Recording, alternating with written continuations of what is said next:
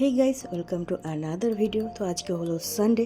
তো সানডে আমি কি করি, সারাদিন কি খাই আজকে সেটাই শেয়ার করব।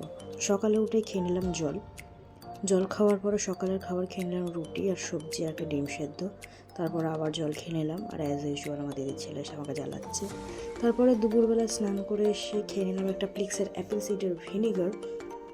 এইটা খেলে আমি নিজেকে একটু রোগা রোগা ফিল করি, যাই হোক খেয়ে নিলাম। খাওয়ার পরে দুপুরবেলায় ও আমার সাথে খেলো, মানে ও খেলো না, জাস্ট কাপটা নিয়ে ঢং করছে। তারপরে দুপুরবেলায় আমি খেয়ে নিলাম একটু ফ্রাইড রাইস আর ধোকা।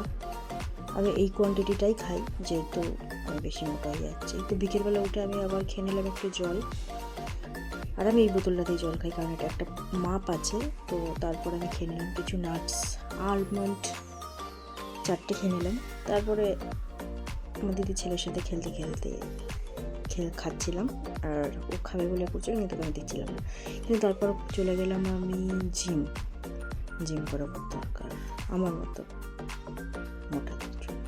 যাই হোক জিম গিয়ে বাড়ি এসে তারপর ওর সাথে একটু খেললাম।